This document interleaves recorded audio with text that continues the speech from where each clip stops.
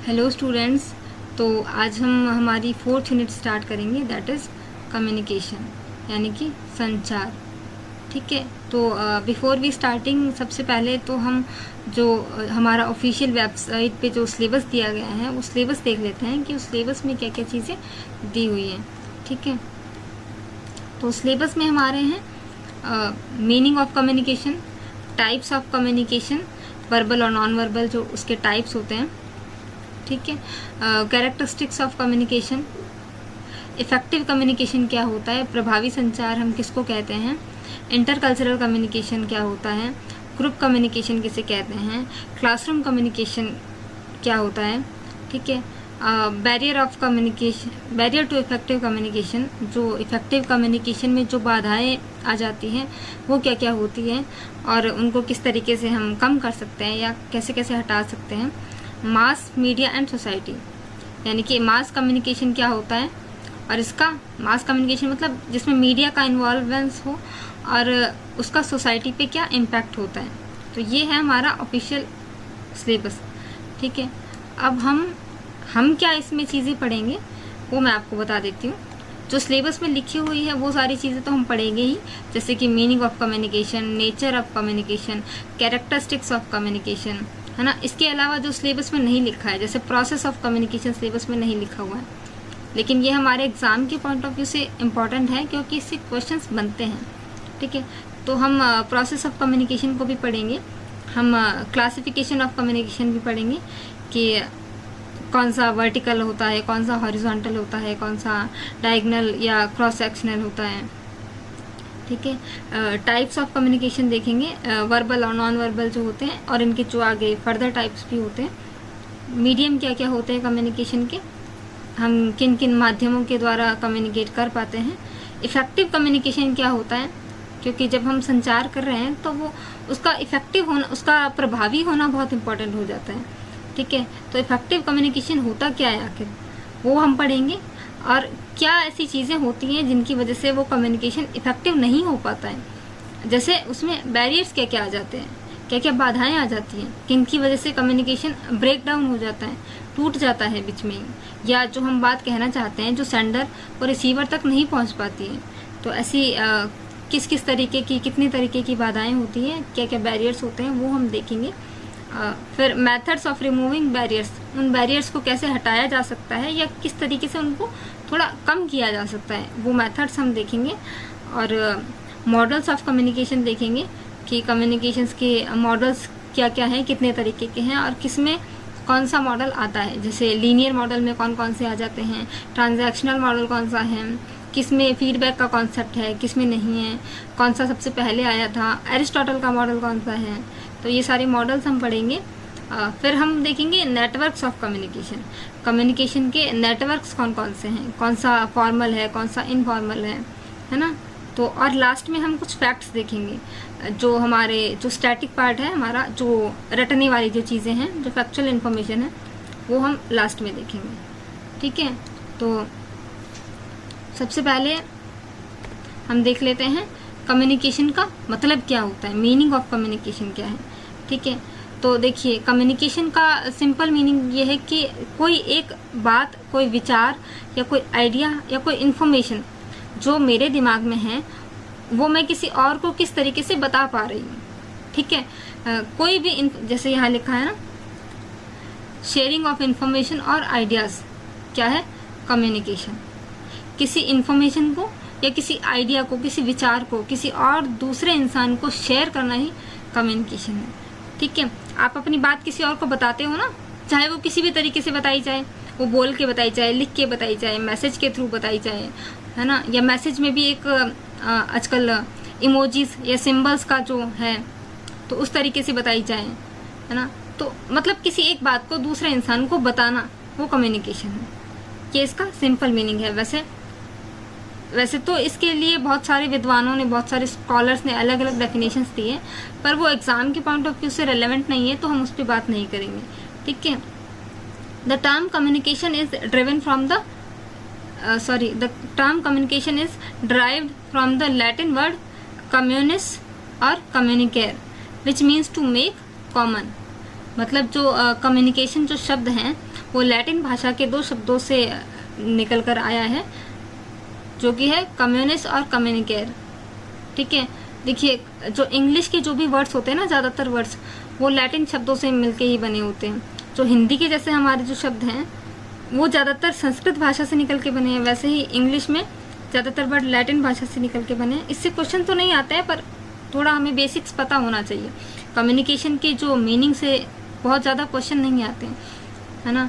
या तो बहुत लैंग्वेज को घुमा के या दूसरे कॉन्सेप्ट के साथ मिक्स करके इसके क्वेश्चन बनेंगे, और या तो नहीं बनेंगे। लेकिन क्योंकि हम कोई यूनिट को स्टार्ट कर रहे हैं तो हमें उसके बेसिक्स तो पता होने ही चाहिए, है ना। कम्युनिकेशन का मीनिंग हमें पता होना ही चाहिए। तो कम्युनिकेशन जो वर्ड है वो कम्युनिस्ट और कम्युनिकेट 2 शब्दों से निकल के आया है, जिसका मतलब है कुछ कॉमन बनाना। यानी कि हम कोई बात किसी को जब शेयर करते हैं तो हम उसे कॉमन बना देते हैं एक तरीके से। जैसे मेरे माइंड का जो आइडिया है वो मैंने आपको बता दिया, तो मैंने उसे कॉमन बना दिया एक तरीके से, है ना। अब वो कुछ कॉन्फिडेंशियल नहीं रहा ना, मतलब मैंने उसे बता दिया इस तरीके से। तो अब हम देख लेते हैं नेचर ऑफ कम्युनिकेशन। कम्युनिकेशन का नेचर क्या है, जो प्रकृति है वो क्या है। ठीक है, communication is both art and science. Communication art भी है और साइंस भी है। साइंस क्यों है वो मैं आपको आगे बताऊंगी, क्योंकि ये सिस्टमैटिक होता है। ठीक है, सिस्टमैटिक क्यों होता है, क्योंकि इसका एक पर्टिकुलर प्रोसेस होता है। जैसे सेंडर होता है पहले, फिर रिसीवर होता है, सेंडर होता है, फिर मैसेज होता है, फिर रिसीवर होता है ना। इस तरीके से एक पर्टिकुलर इसका प्रोसेस होता है। ठीक है, कम्युनिकेशन इज इनेट क्वालिटी। ठीक है, ये क्वालिटी है। कम्युनिकेशन इज ह्यूमन प्रोसेस, ये मानवीय प्रोसेस है, एक क्रिया है। ठीक है, communication is a universal process, ये एक सार्वभौमिक क्रिया है। ये हर जगह होता है ना, ऐसा नहीं है ना कि खाली इंडिया में होता है कम्युनिकेशन, या किसी पर्टिकुलर ग्रुप में होता है, पर्टिकुलर जेंडर में होता है, या किसी रिलीजन में होता है। ये तो हर जगह होता है, जहाँ पे भी, मतलब यूनिवर्सल है ये। ठीक है, communication is a social process, मतलब ये एक सामाजिक प्रक्रिया भी है कि कम्युनिकेशन के थ्रू ही हम सोशलाइजेशन कर पाते हैं, हम सोशल बन पाते हैं, है ना। Communication is understanding. कम्युनिकेशन हमारे बीच में एक अंडरस्टैंडिंग डेवलप कर देता है। जैसे आप अगर अपने फ्रेंड से बहुत लंबे टाइम से अगर बातचीत कर रहे हो, या आपकी फ्रेंडशिप को कई साल हो चुके हैं, तो आपके बीच में एक अंडरस्टैंडिंग डेवलप हो चुकी होगी। तो जब हम कम्युनिकेट करते हैं, किसी से हम बातचीत करते हैं, तो कम्युनिकेशन के थ्रू ही हमारी अंडरस्टैंडिंग भी डेवलप होती है। ठीक है, कम्युनिकेशन इज ए पावर, ये पावर है कुछ एक्सप्रेस करने की, कुछ समझा पाने की, या उन एब्स्ट्रैक्ट आइडिया को बता पाने की पावर है ना। तो communication is meaningful conversation. Communication एक मीनिंगफुल कन्वर्सेशन है, मतलब इसका कोई उद्देश्य होता है, कोई पर्पस होता है, कोई ऐसे ही कोई कुछ नहीं बोल देता। हर इंसान के कुछ न कुछ बोलने का कोई मीनिंग होता है। जैसे हम किसी से अगर पानी मांगते हैं तो उसके पीछे हमारा पर्पस होता है ना, कि हमें प्यास लगी है, हमें पानी पीना है। तो इस तरीके से कम्युनिकेशन इज मीनिंगफुल कन्वर्सेशन। ठीक है, ये हिंदी में भी लिखा है मैंने, कि अगर हिंदी मीडियम के स्टूडेंट देखना चाहें तो। ठीक है, कम्युनिकेशन की कैरेक्टरिस्टिक्स क्या क्या हैं। ठीक है, वैसे तो कैरेक्टरिस्टिक्स पे भी बहुत लंबे लेक्चर्स लिए जा सकते हैं, लेकिन वही है ना कि ये एग्ज़ाम के पॉइंट ऑफ व्यू से उतने इम्पॉर्टेंट नहीं है, बहुत रेलेवेंट नहीं है, तो हम इसको शॉर्ट में ही देखेंगे। ठीक है, कम्युनिकेशन जो है हमने अभी देखा कि अंडरस्टैंडिंग है, म्यूचुअल अंडरस्टैंडिंग बना देता है दो लोगों के बीच में। कॉन्टेक्सचुअल होता है, गोल ओरिएंटेड होता है, मतलब इसका कोई ना कोई पर्पस होता है, कोई उद्देश्य होता है ना, किसी कारण से ही हम कोई बात कहते हैं। ये सिस्टमैटिक होता है, जैसे मैंने बताया science, communication is a science. Science क्यों, क्योंकि इसका एक सिस्टमैटिक फॉर्मेट है, एक पर्टिकुलर प्रोसेस है, ये सिस्टमैटिक तरीके से होता है, डायनेमिक होता है बहुत, है ना। एक कंटिन्यूस प्रोसेस है। Continuous process in the sense कि जैसे आपने अपने दोस्त से कोई बात कही, ठीक है, आपने इसको कुछ कहा, ठीक है, और फिर इसने रिस्पॉन्स दिया, वापस रिप्लाई दिया, तो ये सेंडर था और ये रिसीवर था। तो इसने इससे कुछ बात कही और वापस इसने कुछ कहा, तो ये आपस में ना सर्कुलर फॉर्म में है एक तरीके से। Communication is a circular form, ठीक है। टू वे प्रोसेस होता है, जैसे मैंने बताया कि दो लोग होते हैं इसमें, है ना, कम से कम दो लोगों का होना जरूरी होता है, तभी वो कम्युनिकेशन इफेक्टिव कम्युनिकेशन बन पाता है, ठीक है। नेक्स्ट हम बात कर लेते हैं, ये हिंदी में है, डायमेंशंस ऑफ कम्युनिकेशन, ठीक है। कंटेंट डायमेंशंस, ठीक है, refer to the actual information और मैसेज बीइंग कन्वेड। जो हमारा एक्चुअल मैसेज है वो कंटेंट डायमेंशंस में आ जाता है। रिलेशनल डायमेंशन मतलब जो हमारे आपसी संबंध होते हैं वो रिलेशनल डायमेंशंस में आ जाते हैं। ये भी देखिए बहुत इंपॉर्टेंट नहीं है, पर क्योंकि ये थोड़ा पढ़ लेना जरूरी है, क्योंकि ये बेसिक्स कर रहे हैं ना हम आज, तो हम थोड़ी बेसिक चीज़ें कम्युनिकेशन से रिलेटेड थोड़ा जानेंगे, ठीक है। Involves the relationship between the communicators such as their emotional tone and the level of intimacy, ठीक है। ये हमारे जो पारस्परिक संबंध है इनके बारे में है। वर्बल डायमेंशंस मतलब जो शब्दों का इस्तेमाल करके जो चीज़ें होती हैं ना, शब्दों के थ्रू, वर्बल में आएगा। और नॉन वर्बल मतलब जो बिना शब्दों के, है ना, जैसे कि जेस्टर्स, पोस्चर्स, है ना, वो सारे नॉन वर्बल में आ जाएंगे। कॉन्टेक्चुअल मतलब कि इसके फिजिकल, सोशल, कल्चरल और एक साइकोलॉजिकल भी होता है।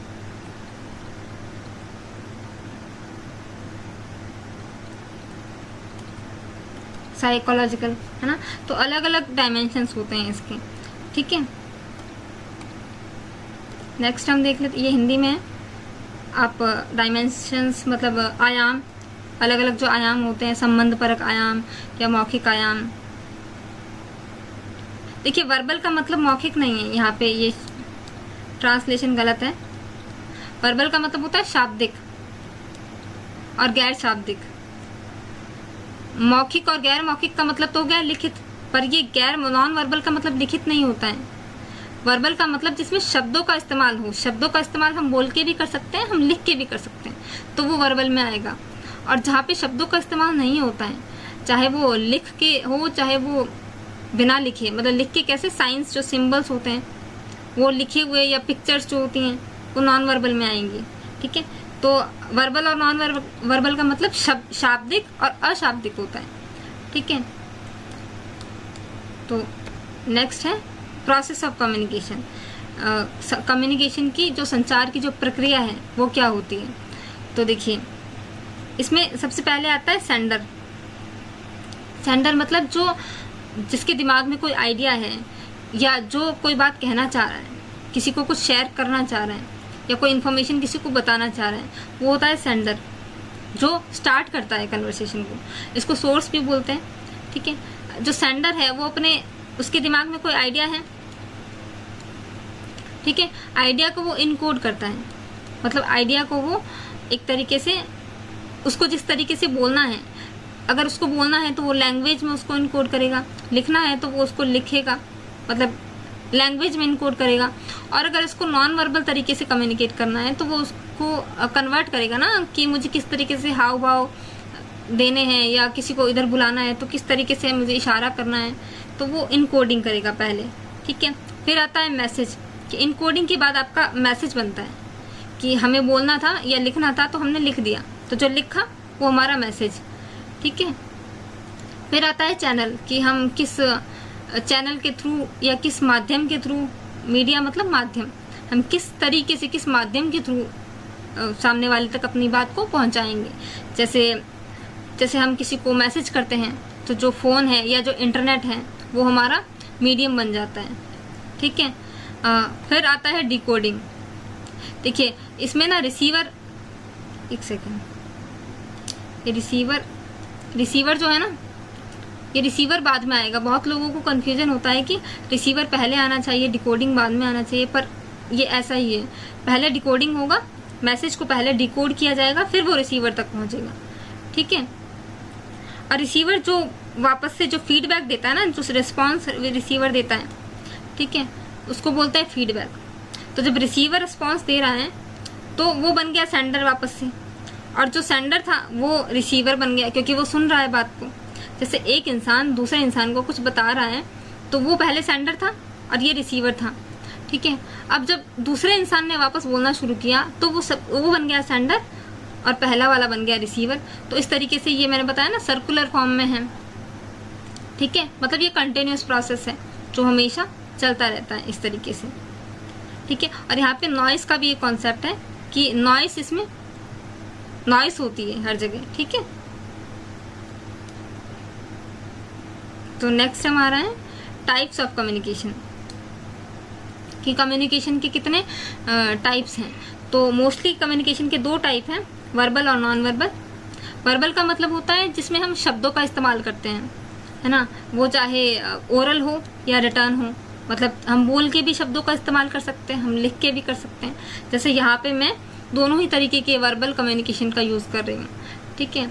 मैं बोल भी रही हूँ और जो लिखा हुआ है आपके सामने वो भी आप देख सकते हैं, है ना। तो ओरल और रिटर्न जो वर्बल कम्युनिकेशन है इसके 2 पार्ट हैं, ठीक है। फिर हम देख लेते हैं नॉन वर्बल कम्युनिकेशन क्या होता है। नॉन वर्बल कम्युनिकेशन मतलब जिसमें शब्दों का इस्तेमाल नहीं किया जाता, है ना। जैसे हम किसी को बिना शब्दों के भी बहुत कुछ बता देते हैं ना। इसमें आता है कोपैक्ट, जिसमें काइनेसिस, ऑक्यूलेसिस, प्रॉक्सिमिस, पैरालैंग्वेज, आर्टिफैक्चुअल, क्रोनोमिक्स, टेक्सटाइल, है ना। इसके अलावा इसमें साइलेंस का भी रोल होता है कि अगर कोई सामने वाला इंसान साइलेंट है तो उससे भी हमें कुछ पता चलता है ना कि ये साइलेंट का मतलब क्या, साइलेंस का मतलब क्या। अगर कोई साइलेंट है तो उसका भी हम कुछ न कुछ मीनिंग निकाल लेते हैं ना। जैसे हमने किसी को कुछ पूछा, किसी छोटे बच्चे को अगर हमने पूछा कि क्या तुमने चॉकलेट खाई, है ना, उसे नहीं बताना, है ना। मान लीजिए उसे झूठ बोलना है लेकिन वो बोल भी नहीं रहा है, लेकिन हम उसके साइलेंस से भी समझ जाते हैं ना, उसके हाव भाव से या साइलेंस से हम बहुत कुछ जो समझते हैं। तो साइलेंस भी हमारा नॉन वर्बल कम्युनिकेशन में आता है। सराउंडिंग्स मतलब जो हमारे आसपास का जो वातावरण है ना, वो भी बहुत कुछ बता देता है। जैसे कि हमने किस तरीके के हमने कपड़े पहने हैं, जैसे कलर्स, किस कलर के कपड़े पहने हैं, है ना। तो ये बताता है कि हमारी पर्सनालिटी कैसी है ना। हमने जो भी चीज़ें पहनी हैं, जैसे कोई गहने पहने हैं तो हम, इसका मतलब है कि हम किसी शादी में जा रहे हैं, किसी पार्टी में जा रहे हैं। हमने बहुत सिंपल कपड़े पहने हैं, वाइट कलर के कपड़े पहने हैं, तो मतलब हम किसी की शांति पूजा के लिए जा रहे हैं शायद, है ना। तो ये चीज़ें भी हमें बहुत कुछ बता देती है। तो ये आता है नॉन वर्बल कम्युनिकेशन में। लेआउट्स एंड डिज़ाइंस मतलब जो हम जहाँ पे रहते हैं वहाँ का जो लेआउट और डिज़ाइंस हैं वो भी हमें बहुत कुछ बताता है कि हम किस तरीके की चीज़ों को पसंद करते हैं, है ना। जो आपके घर में जिस तरीके का कलर किया हुआ है या जो आपका इंटीरियर है वो भी आपके बारे में बहुत कुछ बताता है ना, कि आपकी पर्सनालिटी कैसी है या आप किस तरीके की चीज़ों को पसंद करते हैं, है ना। आप कैसे गाने सुनना पसंद करते हैं, इससे भी बहुत लोग आपकी पर्सनालिटी को जज कर लेते हैं कि आप किस तरीके के पर्सनालिटी रखते हैं, है ना। तो ये सारी चीज़ें भी हमें बहुत कुछ बता देती हैं, ठीक है। मोस्टली नॉन वर्बल कम्युनिकेशन में ये सारी चीज़ें पढ़ने वाली हैं, इम्पॉर्टेंट, ठीक है। ये तो खाली समझने वाली थी कि क्या क्या ये भी चीज़ें होती है इसमें इंक्लूड, ठीक है। इनको हम डिटेल से पढ़ेंगे आगे, ठीक है। तो देखिए वर्बल कम्युनिकेशन क्या होता है। वर्बल कम्युनिकेशन होता है जब हम शब्दों का इस्तेमाल करते हैं, चाहे वो स्पोकन हो, चाहे वो बोल के हो, चाहे वो लिख के हो, ठीक है। दोनों ही तरीके में जहाँ पे भी शब्दों का इस्तेमाल होगा उसे हम वर्बल कम्युनिकेशन कहेंगे। और वर्बल कम्युनिकेशन में 4 चीज़ें बहुत इंपॉर्टेंट हो जाती हैं। एक तो स्पीकिंग, लिसनिंग, राइटिंग और रीडिंग, ठीक है। ये तो हो गया ओरल और ये दोनों हो गए रिटर्न, ठीक है। और थिंकिंग तो हर एक में होता ही है। जैसे नॉन वर्बल में भी थिंकिंग आ जाता है ना। अगर हम किसी इंसान को कोई इशारा करके या ऐसे किसी भी तरीके से बुला रहे हैं तो उसमें भी थिंकिंग इंक्लूड हो जाती है। तो ये तो दोनों में ही आएगा। वर्बल में मेनली ये 4 आ जाते हैं, ये ओरल में और ये रिटर्न में, ठीक है। ये हिंदी में है, आप इसको हिंदी में देख सकते हैं। नॉन वर्बल कम्युनिकेशन की बात कर लेते हैं, है ना। तो नॉन वर्बल कम्युनिकेशन में क्या क्या आता है, pictures, science, gestures, facial expressions, है ना, ये सारी चीज़ें, ठीक है। Non verbal communication flows through all the acts of speaking और राइटिंग। जो हमारे जो जैसे देखिए साइंस कैसे नॉन वर्बल में आ जाता है, या पिक्चर्स कैसे आ जाती है। जेस्चर्स तो हमने बताया कि हमारे जो हाव भाव होते हैं वो सारे नॉन वर्बल में आ जाते हैं, फेशियल एक्सप्रेशन भी आ जाते हैं। लेकिन जो चीज़ें कहीं पे कोई सिंबल बना हुआ है, ठीक है, हम कहीं जा रहे हैं और सामने लिखा हुआ है, लिखा हुआ नहीं है, ऐसा सिंबल बना हुआ है क्रॉस का और ऊपर डेंजर का साइन लिखा हुआ है, तो इसका मतलब है कि वो क्या बताना चाह रहा है हमें कि आगे खतरा है, आगे ना जाएं, है ना। पर लिखा हुआ तो नहीं है, वहाँ पे शब्दों का इस्तेमाल नहीं किया गया है, इसलिए वो नॉन वर्बल में आ जाएगा। तो जो साइंस और सिंबल्स होते हैं वो नॉन वर्बल में आ जाते हैं। जैसे हम मोबाइल में भी यूज करते हैं ना, ऐसे बैक की के लिए इस तरीके का सिंबल बना होता है, तो वहां पे अगर ऐसे लिखा होगा ना बैक, तो ये क्या है, वर्बल है। लेकिन अगर ये सिंबल बना हुआ है तो ये क्या है, नॉन वर्बल है। तो ऐसे हम वर्बल और नॉन वर्बल को डिफ्रेंशिएट कर सकते हैं, है ना। देखिए साइंस, मूवमेंट, हमारे जो मूवमेंट हैं, हमारे जो एक्शन लैंग्वेज हैं, जो ऑब्जेक्ट लैंग्वेज हैं, मतलब जो कपड़े हमने किस तरीके के पहने हैं, किस तरीके का हम परफ्यूम लगाते हैं, ये भी बहुत कुछ बता देता है हमारे बारे में, है ना। एंड सो ऑन, बहुत सारी चीज़ें ऐसी हैं जो नॉन वर्बल में आती हैं। ये हिंदी में है, ठीक है। नॉन वर्बल कम्युनिकेशन के जो हमने कोप एक्ट देखा था, ठीक है, तो कोप एक्ट में पहला है काइनेसिस। काइनेसिस जो है refers to body movement including gestures, posture, facial expression. ये वही है कि आपके जो हाव भाव हैं, आप किस तरीके से बैठे हैं, आपके फेस पे एक्सप्रेशन कैसे आ रहे हैं, आप बहुत झुक के बैठे हैं, बहुत तन के बैठे हैं, या किस तरीके से भी आपका जो पोस्चर है, आप खड़े कैसे हैं, है ना। तो ये सारी चीज़ें काइनेसिक्स में आ जाती है। आपका जो बॉडी मूवमेंट है बेसिकली वो सारा काइनेसिक्स में आ जाता है ना। आपकी बॉडी भी बहुत कुछ कन्वे कर देती है ना, बहुत सारा मैसेज बता देती है। ऑक्यूलेसिस में क्या आता है, आंखों की मूवमेंट, जो हमारा जो आई कांटेक्ट है। जैसे आपने बहुत सारे इंटरव्यूज में देखा होगा ना कि अगर हम बोलते टाइम पे बहुत ऊपर देख रहे हैं, ऊपर देख देख के बोल रहे हैं, इसका मतलब हम या तो सच नहीं बोल रहे हैं, या तो हम में बहुत कॉन्फिडेंस नहीं है ना, या हम बहुत नीचे देख रहे हैं तो हम बहुत नर्वस हैं, या हम इधर उधर देख रहे हैं, या हम आईज को बहुत ब्लैंक कर रहे हैं, है ना। तो ये सारी चीज़ें भी बहुत कुछ बता देती है ना हमारे बारे में कि हम कितने कॉन्फिडेंट हैं, या हम सच बोल रहे हैं या नहीं बोल रहे हैं। तो इस तरीके से आंखों की जो मूवमेंट होती है उसे ऑक्यूलेसिस बोलते हैं। नेक्स्ट है प्रॉक्सिमिस। ये बताता है हमारा जो डिस्टेंस है, जो फिजिकल डिस्टेंस है, किसी से बात करते टाइम पे हम कितनी दूरी पे खड़े हैं। जैसे जो हमारे जो नोन पर्सन हैं, है ना, या जो फ्रेंड्स हैं, या जो फैमिली मेम्बर्स हैं, उनसे हम बहुत ज़्यादा दूरी से बातचीत नहीं करते, उनके हम पास खड़े होकर बात करते हैं। और जो अननोन पर्सन्स होते हैं उनसे हम थोड़ा सा डिस्टेंस बना के बात करते हैं, है ना। तो ये डिस्टेंस भी ये बता देता है ना कि कोई थर्ड पर्सन आप दोनों को बात करते हुए देख रहा है, तो उसे पता चल रहा है कि आप बहुत क्लोज हैं या आप जो हैं अनजान हैं। तो ये दूरी भी बहुत कुछ बता देती है। तो जो दूरी होती है, जो स्पेस होता है, पर्सनल डिस्टेंस होता है, वो प्रॉक्सिमिस होता है, ठीक है। ये हिंदी में है, ठीक है। नेक्स्ट बात कर लेते हैं हम पैरा लैंग्वेज की। पैरा लैंग्वेज का मतलब होता है कि जो हम जो बोल रहे हैं, ये बोल रहे हैं मतलब जो वर्ड नहीं, शब्दों को हटाने के बाद जो आपकी जो आवाज़ है, आपकी जो वॉइस टोन है ना, जो आपकी स्पीच है, जो टोन है, उसकी जो पिच है, आप कितना तेज बोल रहे हैं, कितना धीरे बोल रहे हैं, कितना स्पीडली बोल रहे हैं। बेसिकली जो आपकी वॉइस का जो मॉड्यूल है ना, वो भी बहुत कुछ बताता है कि आप जो बोल रहे हैं वो आप बहुत हड़बड़ी में बोल रहे हैं, या बहुत कॉन्फिडेंस के साथ बोल रहे हैं, या किस तरीके से बोल रहे हैं, है ना। तो जो आपका जो बोलने का तरीका है वो, ठीक है। देखिए हम देखते हैं ना कि जैसे रोबोट्स भी बोल देते, जैसे रोबोट्स कुछ बोल रहे होते हैं तो उनकी जो वॉइस टोन है वो बिल्कुल एक समान होती है, वो ह्यूमंस के जैसे नहीं बोलते हैं। तो ये जो वॉइस टोन है ना, जो वॉइस मॉड्यूल है, वो भी बहुत कुछ बताते हैं हमारे बारे में। तो ये पैरा लैंग्वेज होता है, ठीक है। अपीयरेंस मतलब जो जैसे मतलब जो हमारी जो फिजिकल अपीयरेंस है ना, जो हमारे जो कपड़े किस तरीके से हमने पहने हुए हैं, है ना। जैसे मैंने बताया कि हमने शादी में जाना है तो हम अलग तरीके के कपड़े पहनते हैं, हम जब सिंपल कपड़े पहनते हैं तो उसका भी कुछ मीनिंग होता है। तो हमने किस तरीके की ज्वेलरी पहनी है, तो ये सारी जो चीज़ें हैं ना, ये भी बहुत कुछ बताती है। तो और क्रोनोमिक्स मतलब, जैसे देखिए क्रोनोमिक्स का मतलब है टाइम। बेसिकली जो टाइम की बातचीत आ जाती है संचार में, जिसमें कि आप कितने पंचुअल हैं, आप कितने जो टाइम के प्रति आपका कितने आप टाइम से पहुंचते हैं आप ऑफिस में। तो ये भी बहुत कुछ बताता है ना कि आप कितने अवेयर हैं टाइम को लेके, कितने समय के पाबंद हैं। तो ये भी आपकी पर्सनालिटी को कुछ हद तक डिस्क्राइब करता है। तो क्रोनोमिक्स का मतलब टाइम से होता है, कि जो समय की जो बात करते हैं ना वो होता है। ठीक है, नेक्स्ट हम देख लेते हैं, ये हिंदी में है।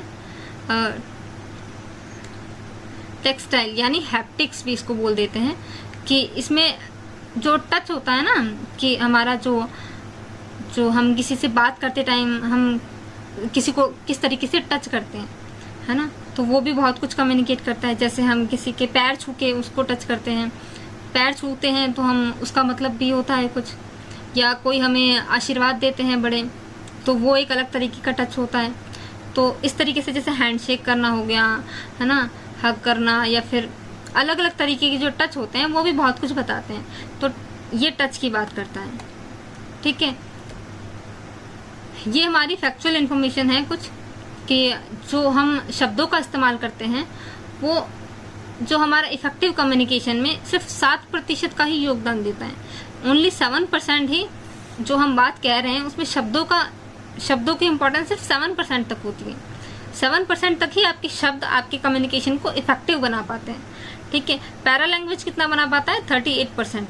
पैरा लैंग्वेज जो मैंने बोला कि जो बोलने का तरीका है, कि आपकी जो वॉइस कैसी है, मतलब वॉइस मॉड्यूल कैसा है, आप कितना तेज बोलते हैं, कितना धीरे बोलते हैं, कितना स्पीडली बोलते हैं, कितना हड़बड़ी के साथ, या कितना शांत होके बोलते हैं, है ना। तो आपका वॉइस मॉड्यूल यानी जो आपका जो पैरा लैंग्वेज है, आपकी जो वॉइस टोन है, पिच है, ये आपका 38% तक मैटर करती हैं।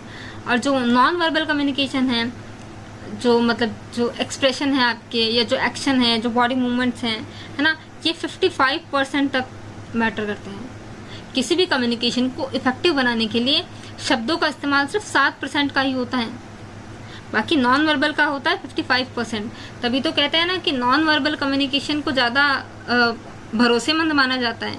अगर कोई इंसान अपने शब्दों से कुछ और बोल रहा है और उसके हाव भाव से कुछ और बात आपको समझ में आ रही है, तो आप किस पे यकीन करेंगे? आप नॉन वर्बल पे ही यकीन करेंगे, है ना, क्योंकि नॉन वर्बल का ज़्यादा इफेक्ट पड़ता है किसी भी चीज़ के लिए।